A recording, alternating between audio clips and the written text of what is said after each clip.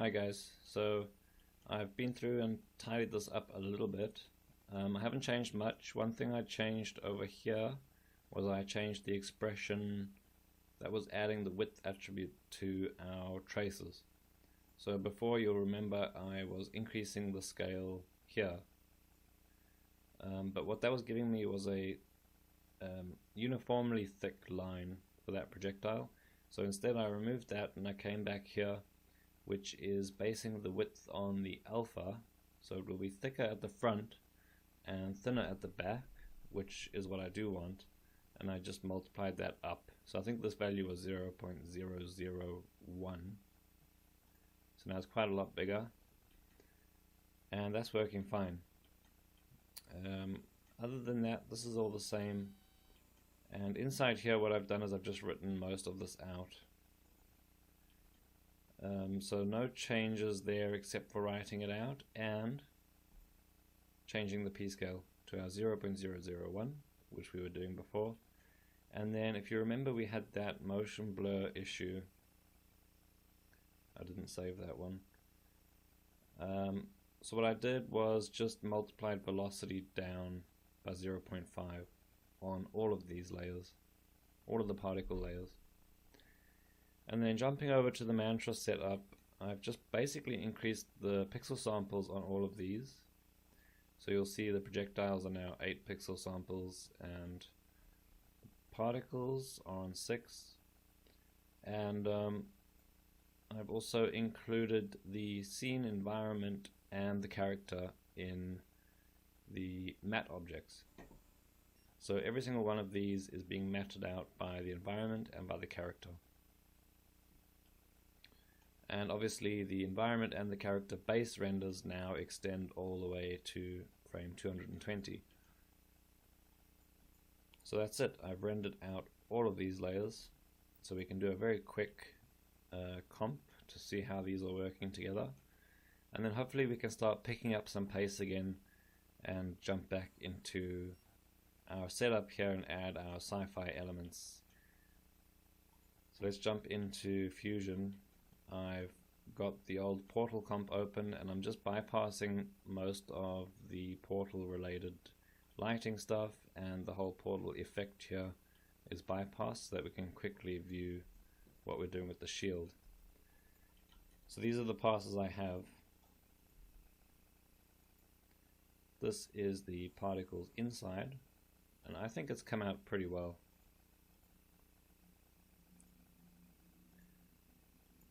This is the main particle render.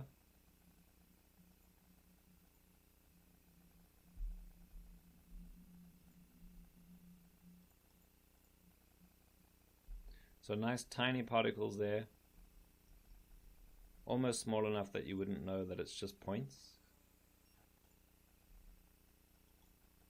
And here's some of my shading layers, and just to show you what I've done, this is the base render, which is just the reflection. And if you take the loader and you come over to format, you can change which channel the EXR is loading, and we have the arcing, netting and normal channels here. So all I have to do is set arcing R, G and B, and I get my extra image plane there.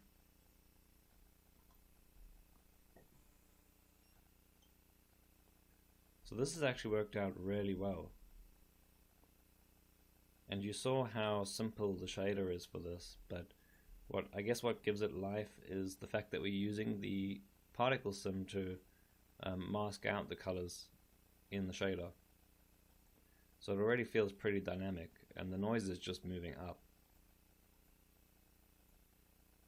But obviously we've found that we can clamp that noise with the Worley, add extra turbulence to the rest position to give us these kind of shapes that feel slightly electrical. And the other noise is this one, which is the netting one. It's not moving at all. And then we have just the straight up reflection, and there's our projectile render.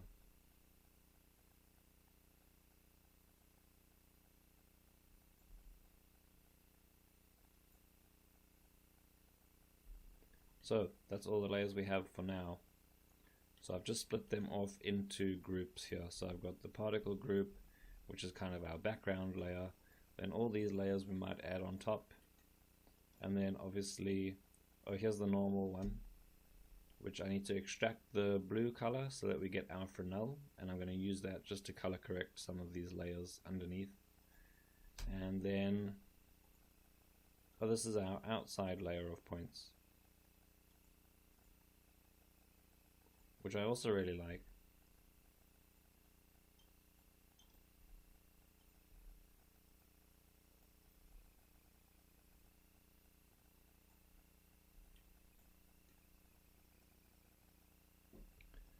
So let's take a look and try and assemble something basic here, just to get an idea of what we've got.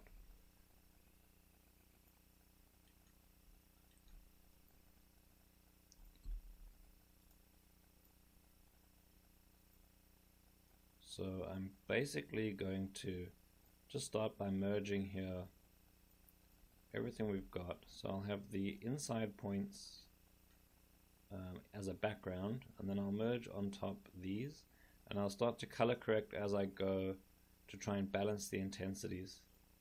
So for starters, those inside points can be quite subtle.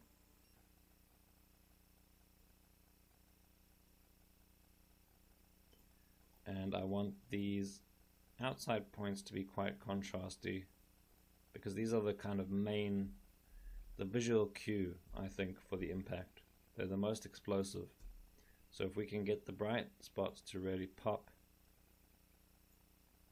See over there, they're yellow at the moment, so we can brighten that all up.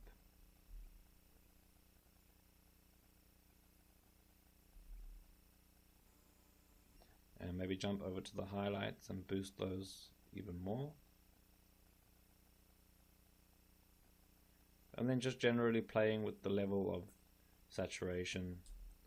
You know, we can be quite extreme here at the start, because we can always tone it down like we did with the portal. So I'm trying to kind of blend these together until they feel like they're part of a cohesive looking effect, and nothing stands out as being a completely separate layer. So you can see they're matching the kind of redness of the whole thing.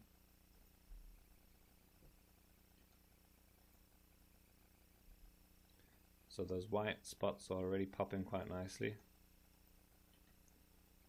Let me go ahead and duplicate our glow setup from our portal.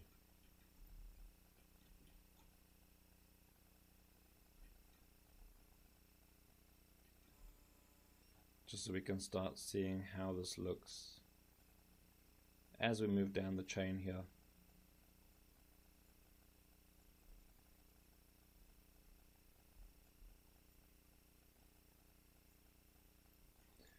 So we have those points, this brightness is doing nothing. Our small blur, our medium blur, and our huge blur.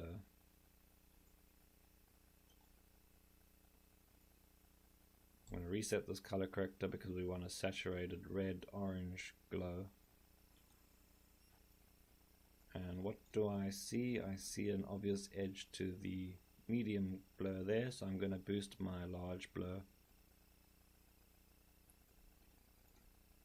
and reduce the medium one a little bit.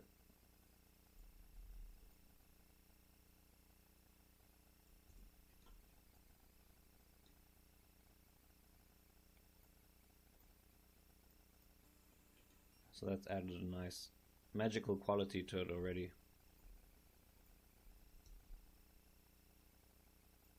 Let's see, maybe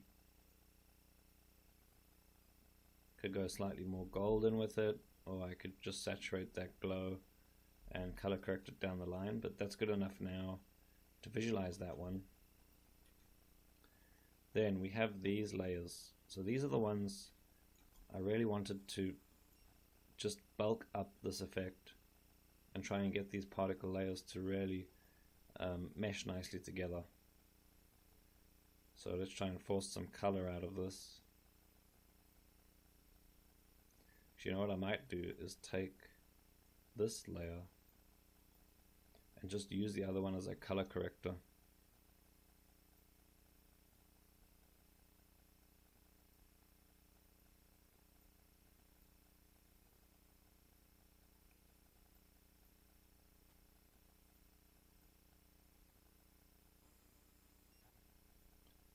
So at the moment I'm just subtly adjusting the saturation values on the color here to get something that matches, and I'll merge this on top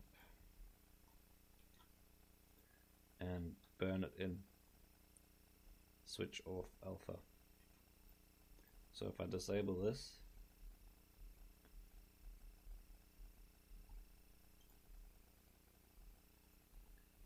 yeah, it's looking a bit peach for me.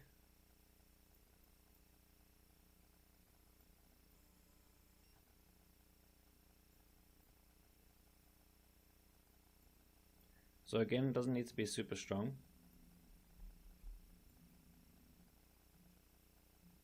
I just need enough to fill in those gaps. So it's really subtle, but if I switch it off, you can see it's adding something. And then I'm going to do that here as I'm going to color correct this layer.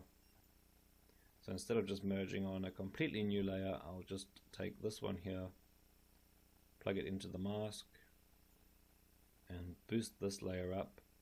And if I come over here, I can choose which channel my mask is using, and I'll use luminance.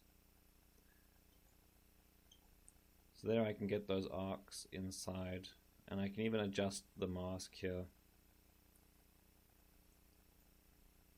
or just color correct this layer, and then the luminance value will be affected as well.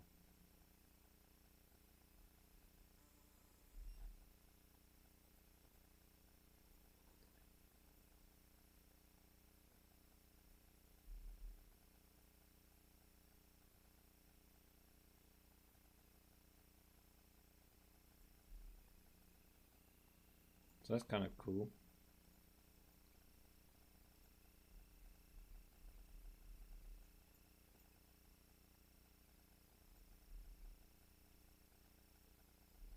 So this is where I'll spend a lot of my time. It's just kind of tweaking these gammas and gains and just trying to merge these passes together while looking at a semi-final result.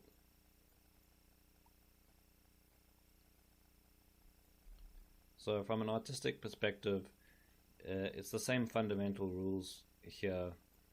I'm looking for some low detail, medium detail, and high frequency detail to be visible throughout. So I have a bunch of high frequency detail here, and this is kind of my low detail. So all I need is for my high frequency detail to still be quite visible and punchy on top of the low detail stuff, and the purpose of the low detail should fulfill its role by not being completely noticeable, but it's the type of thing that when you remove it, you notice that it's gone. So it's a very subtle act here of just adjusting colors.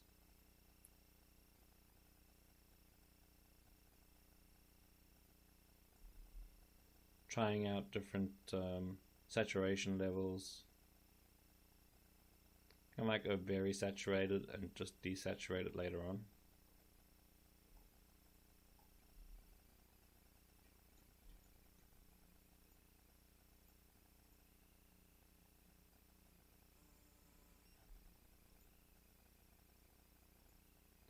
So that's pretty cool. That's a bit intense, I think.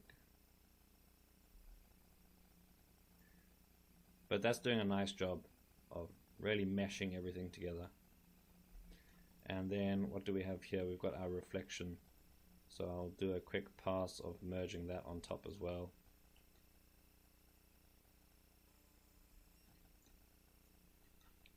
And we'll burn this on again. We only need the bright bits. And let's boost this.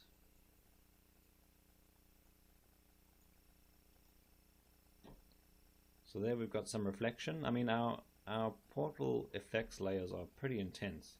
So we're not going to see a reflective surface everywhere. And in fact, it might be a good idea to mask the reflection by this layer. So it's only reflecting where the portal's been hit and where the shockwaves are rippling out. So I'll put a boolean down there and I just plug this into the yellow one and subtract. And then over here I can apply mask inverted. Oh, no, this should be in the blue one. The reflection should be in the yellow one, which is background, and then I want this layer to be in the mask, which is blue. And then I subtract and invert that mask, and I'll set that to luminance. So we're removing most of the reflection here, but it should be the most intense where the impacts are. So let me put down another brightness and contrast here.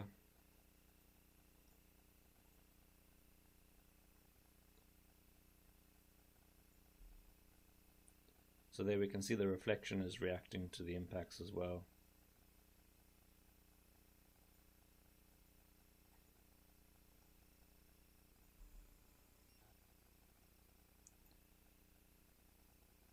So that's kind of cool. It's not a constant reflection in the dark areas, but when you see it, you can see a kind of shimmering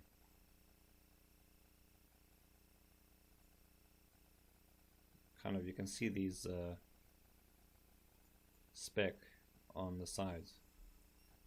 So that's too intense. Go for something like that. Could even color this to kind of tint the reflections to be the same as the rest of the shield.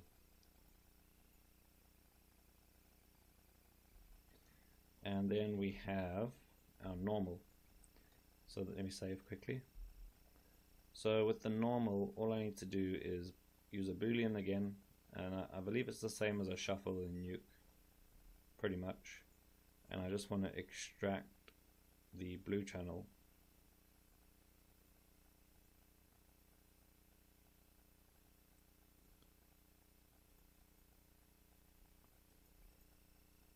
And I can color correct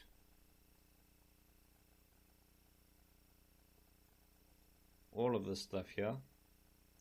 So I'll use the blue channel as a mask, and if I color correct the blue channel, I should be able to bring this down to a value where I get my Fresnel.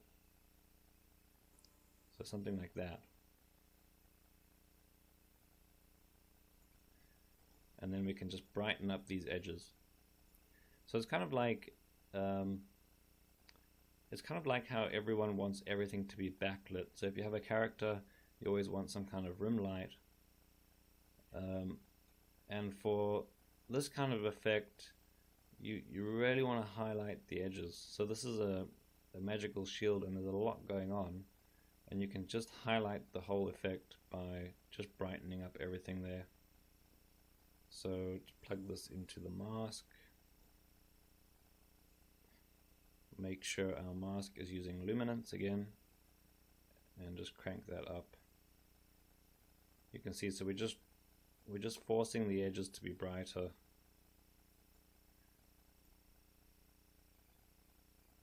So we have some control there, and we can have a pretty dark interior and a pretty bright edge. So with something like that, I would desaturate as well. So you don't want that brightness to cause overly saturated bright areas, because it stops feeling bright. So you just desaturate the highlights at least, or even if you're brightening up here, we can desaturate the whole thing. And it just makes for a classier effect.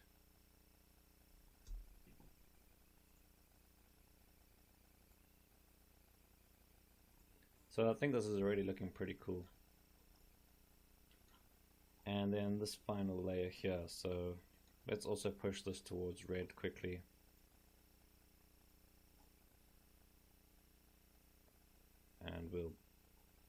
burn this on as well. All these completely emissive effects can just be burnt on.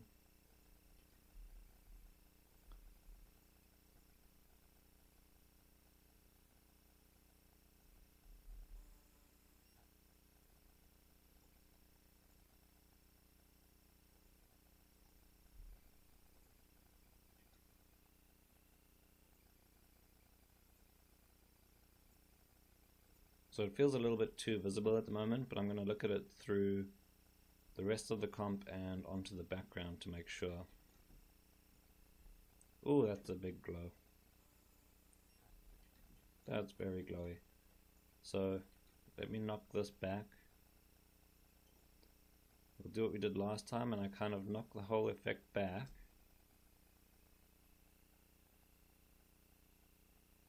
And then we apply the glow.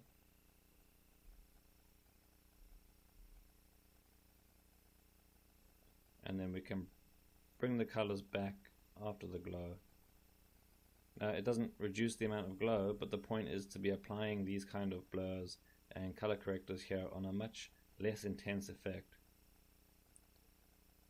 And at the end of the day, the effect in the shot might look better when it's much less intense. But let's start with this over here. And then as usual, I will always have something at the end, because I'll go pretty extreme on the color differences here, and at the end I'll start to try and grade it all together, so we make sure like we have a certain amount of red, a certain amount of green. We knock it back if we need to, we gamma down so that we get some contrast, and then overall we can desaturate to bring everything basically into the same range. So you can see there I've even just really quickly adding a little bit of uniform color, contrast in terms of having a lower gamma and a higher gain, and then desaturating everything.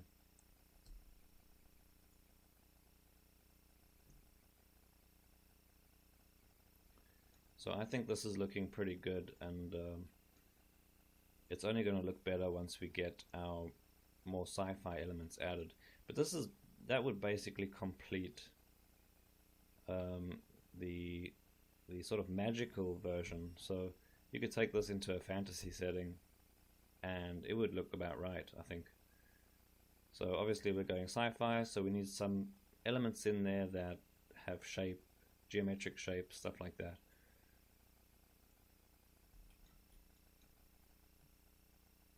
I won't worry about, well, let me do a quick comp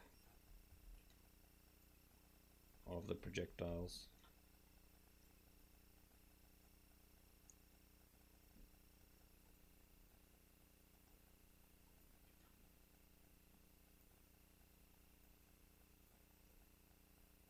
They're looking a little bit dull in this render, so they can be more intense. See our little glow there. The highlights can be very intense, and then I think they just need a little bit more saturation.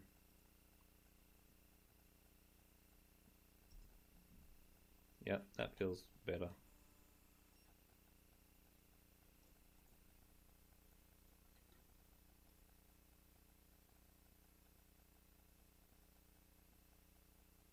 So a quick test here, I'm not going to bother using any displacers for now until we start to really finalize this effect. This is more to see if I'm happy with the elements I've got there, or if I think there's anything missing or I need to change anything. Like for example, this layer is really bugging me because it just hangs around for too long. But I think that's a matter of keying a color corrector in comp here. But in terms of the actual traces, the look of them, the timing, the initial particle simulations, and the reflections, all of that seems to be working pretty well for me. And like I said, the additional layers, the sci-fi layers, I think they're only going to add extra complexity to this, which is cool. And then when we come back and wrap this comp up, we'll also have a lighting pass. So we need to make a lighting a geolight from one of these layers. So the floor is getting affected by this light. The traces are casting light, maybe. We're going to add some sparks, some smoke, all the secondary effects to the shield. So, but for now, let's concentrate on the shield itself, and we'll save the environment lights and the smoke and sparks for when we're just about finished. So in the next video, we'll tackle those extra elements, possibly render out a few more layers and do one more comp check before we finalize the scene and the comp later this week. So I'll see you in the next video. Hello, welcome back. And so here's where we ended in the previous video. We've done a basic comp of all the more magical style layers, and I think it's looking pretty good. So we'll jump back into Houdini and do the sci-fi ones now, before we start any of the secondary stuff. So make sure we get all the effects that make up the shield out of the way. So let's start first with the one that I had an idea of right at the start, which was the connect adjacent pieces to generate a sort of geometric pattern. So I really like the way this one looks, but I'm going to duplicate this this movement here we added using the SDF to push the points further into the middle, and use that instead of the base sim. So I'm just going to duplicate that over here.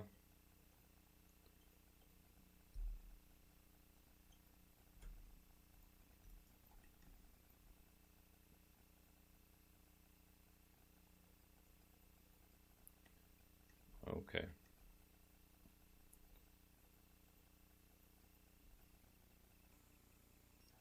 So I still think that looks really cool.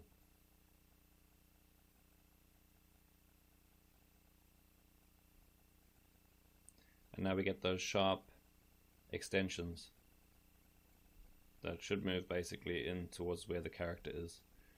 So what I'm going to do before that, I'll keep the collision here, and I'm going to duplicate some of the other things we have. So basically this ramp based on age.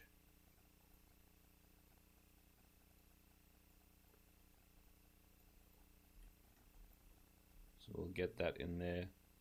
There's a P scale, I'm not sure we need that at the moment. Is there an alpha? Yes. And now I don't see my connect adjacent.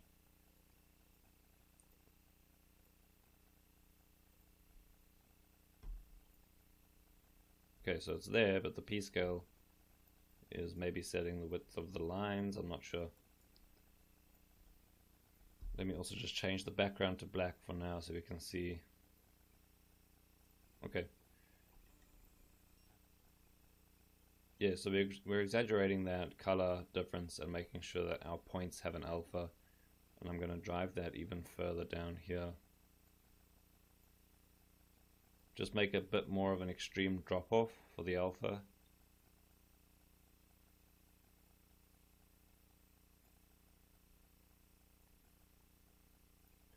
So there's nothing that I'm particularly aiming for here when I'm adjusting this. I'm just seeing what I get. So already here we're adding basically contrast to the color and the alpha, and I want to see if I can clamp that to a point where it's not going to interfere too much with the character. Obviously I want it to be enough inside the shield that you get a sense of depth.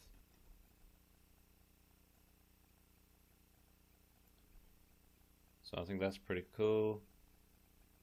And then we'll go ahead and add one of our color ramps as well.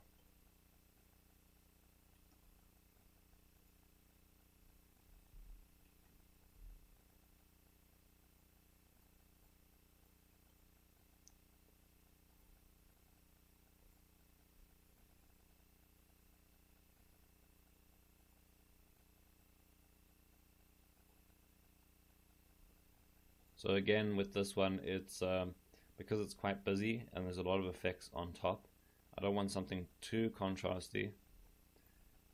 So I need a good saturated color that feels kind of flat. So I don't want to have too much sharp highlights versus dark saturated areas. And this should be black, I think.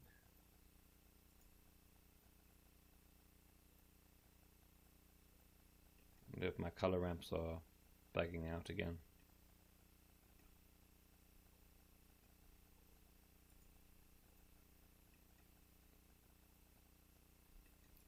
I might have to open a previous scene and just double check that my color ramps aren't changing. In future, it's probably good practice to set up color ramps using a wrangle, because I have noticed these SOPs have been buggy now for a few versions at least. This is 17.5 and I'm still getting some strange changes every time I reopen a scene. Okay, so that looks pretty good. Now what I'm thinking of doing is actually just scattering points on here instead of rendering the lines, because we could get a unified P-scale and it should match the rest of the effect. So let's see how it goes. There's no harm in trying. So something I'm not sure about here is, I guess at this point I need to re-add the P-scale.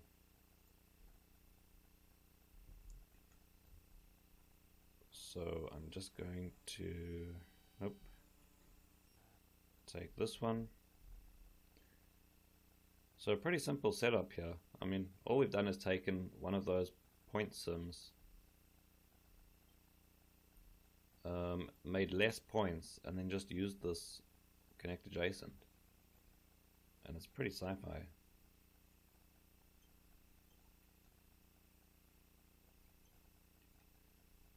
Right, so that works for one of them.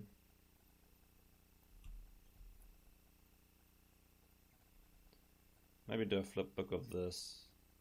Well, let me work on the other layer and we'll merge them together and we can see how they look together. So here's my plan.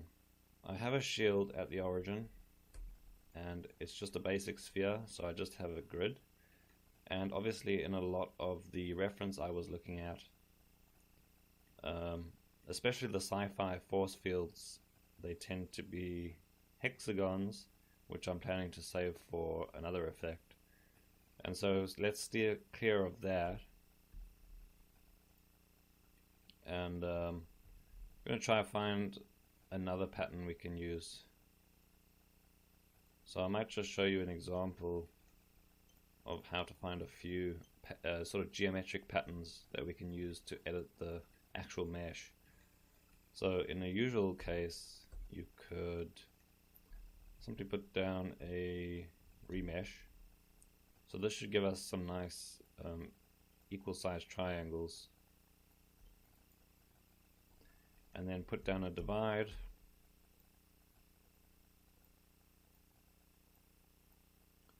And if we switch on compute dual, we get hexagons. So it's not perfect. And getting a perfect hexagonal mesh is actually quite complicated.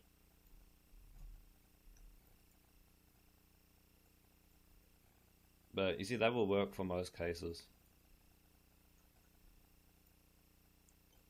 So yeah, it is kind of, oops, it is quite extreme how warped some of these pieces get. I think there's easier ways to fix that, like if the original mesh has more perfect squares, or we had used a different type of sphere, so the one that's made out of triangles initially. But you get the idea. In this case, I want to get equal triangles, and we can just use those triangles as our geometric sci-fi pattern.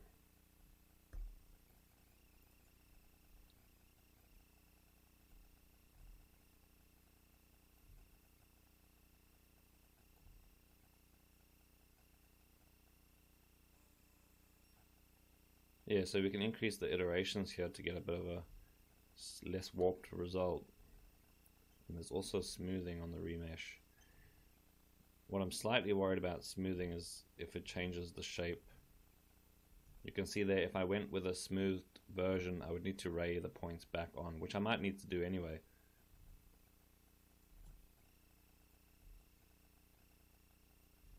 So I'm just going to go for a bunch of iterations for now. Maybe 0.15. A little bit smaller. Let's see how this looks. So basically we just have the same mesh, but now we have triangles. And then what can we do?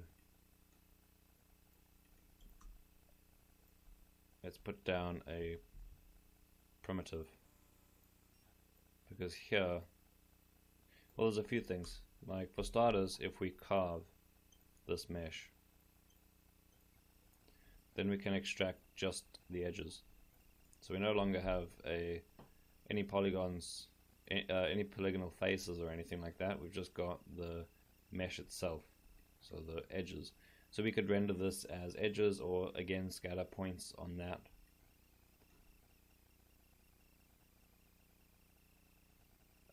But I feel like we definitely need to play around with these primitives first. So I'll do some transformations on this. And you can see here, ooh, okay, I need to put down a facet. So we have our new mesh, then I can just put down a facet and say unique points. So now each one of these faces is completely unconnected to the one next to it. So then if I rotate, they're no longer joined. So this is a cool little simple SOP effect that I'm actually saving for our decloak later on. In our case here, I just want to shrink these, because if I just shrink them, it should be a lot easier to look at.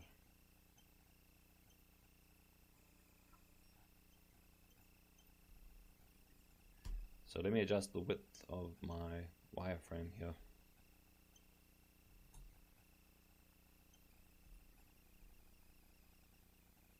So I think that's pretty cool. Let's take this, and what I'm going to do is the same thing I did here with the actual original shield mesh, and I'm going to color this black.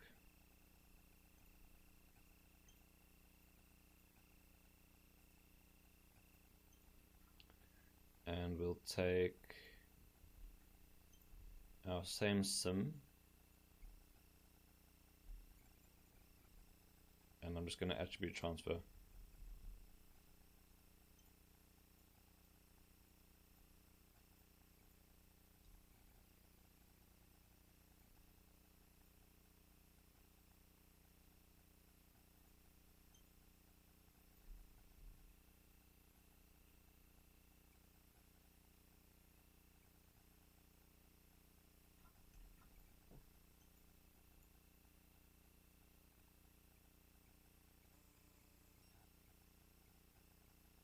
So there is a problem here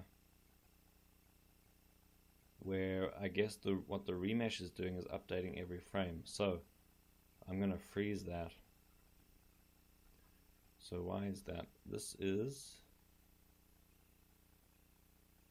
It's not moving.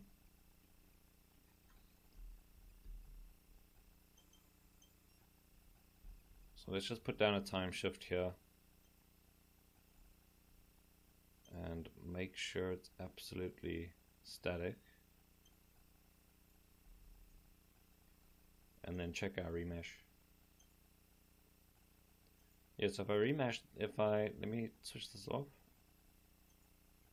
and then you can see the remesh is updating every frame, because the input, even though it's at the origin, we have a network that's cooking every frame there, because there is a change every frame further up the chain. So if I just freeze that over here and then remesh, I get a static mesh there.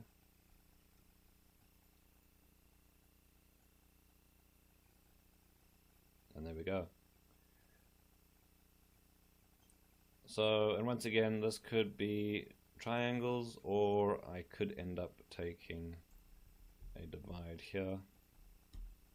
I'm trying to quickly think if there's any other interesting ways to add different geometric patterns, but I mean between triangles and hexagons,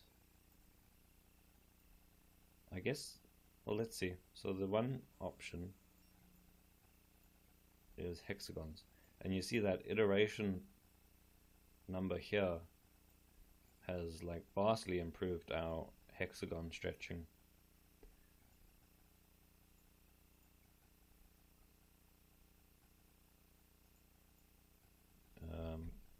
Let's see.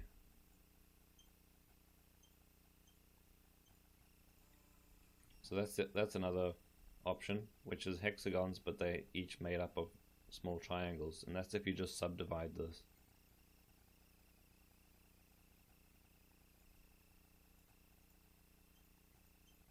So that's pretty detailed though. And if I went much bigger, it's still, that's pretty cool. And you guys should try and see what other kind of patterns you come up with. In a magical, I've done a magical shield before in a much more fantasy setting, and what I actually ended up doing was one of the artists on the project painted up some basically shape language, some very smooth organic lines and patterns, and I just projected that as a texture onto the shield. And then the same way I'm doing here, I used the particle sims to reveal and hide those lines that were essentially painted onto the sphere. And so you could do something like that if you want to do a magical version of this, or just play around with what other kind of geometric shapes you can get. And so if I go back to just our triangles, I could also go for something really big. And this is how I'll experiment here, because often it comes back to that lots of high frequency detail, medium, making sure you can visibly see medium level detail, and then something super low to blend everything together. And so this layer could be that part of the low detail, low frequency layer. So let me take what we did here, some color, scatter, and these ramps and this move.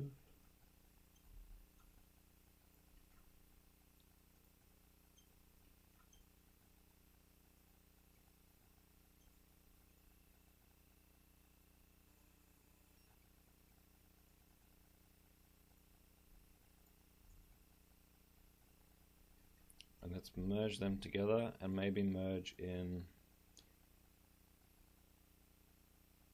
this sim as well.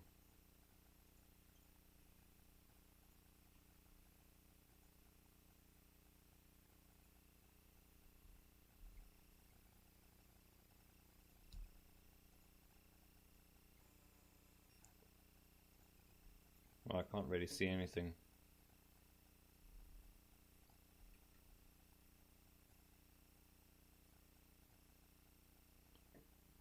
Oh boy.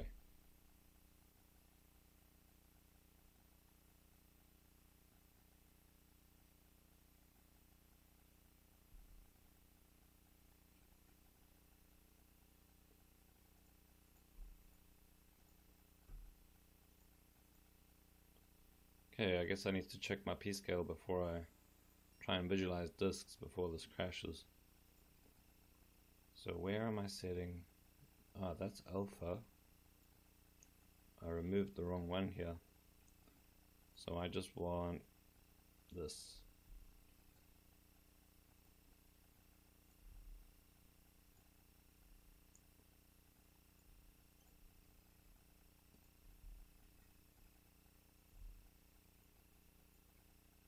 I'll clean this up later on.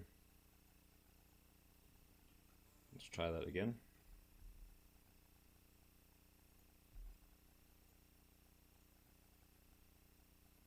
There we go. So I think I might need to tweak some of these. I feel like this color wasn't so yellow before. But here I can rebalance, so maybe adjust some of these color ramps to make sure the patterns underneath are visible. And we still want a combination of bright areas and dark areas. And then the same thing for this one.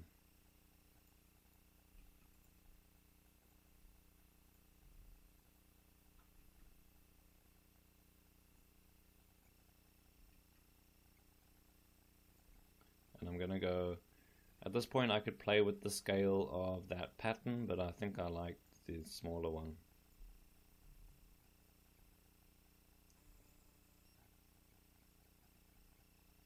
Okay.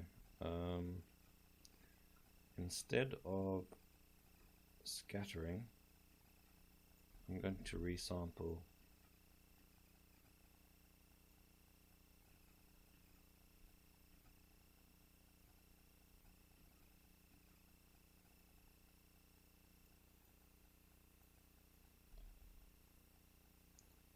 Because even if it's connected points, we'll still just be rendering the points. We can test options for that when we apply the shader and do some test renders.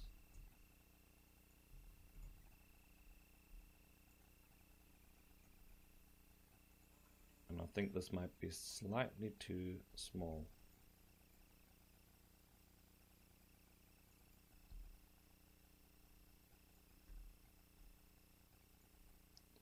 Well, let's just do a quick flipbook of this and see how it looks. It's only really going to come together in the comp. But overall I'm pretty happy with these two layers, because between the two of them, as long as we can blend them nicely in the comp, they should just add that extra level of sci-fi detail that we're looking for. And then in the next video we'll set up the shaders and make sure those render out properly, and then move on to our more natural elements, the secondary stuff.